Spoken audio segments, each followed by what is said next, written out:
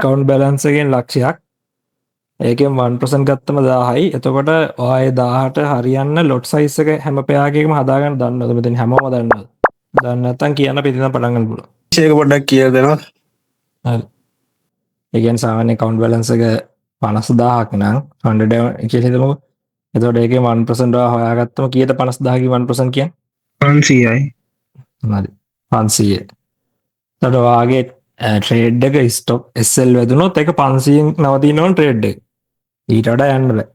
පරිම commission එකත් එක 520 30ක් එන්න පුළුවන් ඊට වඩා යන්න බෑ. ඒකට එන ගාන ට්‍රේඩ් එක රිස්ක් කරන ගාන පිප්ස් ගානේ බෙදුවට පස්සේ තමයි ඔයාට ලොට් සයිස් එක එන්නේ. ඒ කියන්නේ ඩිවයිඩඩ් පිප්ස් වලින් තියෙන. ඒක නෑ සූත්‍රයක් විතර මතක තියාගන්න. EU setup එකේ පිප්ස් වලින් පිප්ස් තියෙනවා 12ක්. එතකොට මේක මයික්‍රෝ පිප්ස් වල ගාද්දි කරන්සි වල EU GU UJ any pair එක 10න් වැඩි වෙන්න ඕනේ. එතකොට මෙතන මයික්‍රෝ පිප් වලින් තියෙන 128ක්. එතකොට අපි 50,000න් 100ට එක ඩොලර් 500ක් කියලා ගත්තා. ඒ 500 බෙදීම මයික්‍රෝ පිප් වලින් 128. එතකොට තමයි ලොට් සයිස් එක එන්නේ.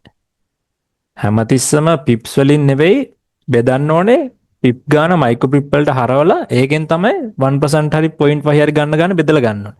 එතකොට 500න් බෙදීම 128 ලොට් සයිස් එක තමයි මේ ට්‍රේඩ් එක බයි කරන්න ඕන 3.9. එතකොට මේ ට්‍රේඩ් එක SL දුනොත් ඩොලර් 500න් 520න් නවතිනවා.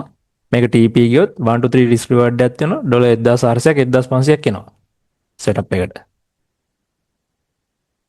වලට ගියාම ඔයිට වඩා පොඩ්ඩක් වෙනස් වෙනවා. ගෝල්ඩ් වල එක පිප්පයක් යද්දි මයික්‍රෝ මේක 100න් වැඩි වෙලා තමයි ගන්න ඕනේ. දැන් මෙතන තියෙන පිප්ස් වලින් 36ක් ඒක පිප්ස් වලින් 100 වලින් වැඩිනවා 3669ක්. දැන් අපි හිතමු account balance එක ලක්ෂයක් කියලා. දැන් ලක්ෂයකින් 100ට එකක් කියන්නේ ඩොලර් 1000යි. ඩොලර් 1000 බෙදීම 3669.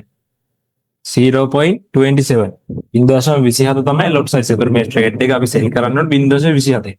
ඒ ගානින් දැම්මොත් තමයි මෙතන 1000ක් රිස්ක් වෙන්නේ. එතකොට කමිෂන් එකත් ඩොලර් 1020ක් ඒ වගේ ස්ප්‍රෙඩ් එකත් පොඩ එහාට මෙහාට වෙන්න පුළුවන්. බට් 1500කට කොයි වෙලාවකවත් යන්නේ නැහැ.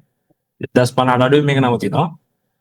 ඒක නිසා අනිවාර්යෙන් ඔයාලා රිස්ක් එක කියන්නේ රිස්ක් එක වැදගත්කම තියෙන එකයි.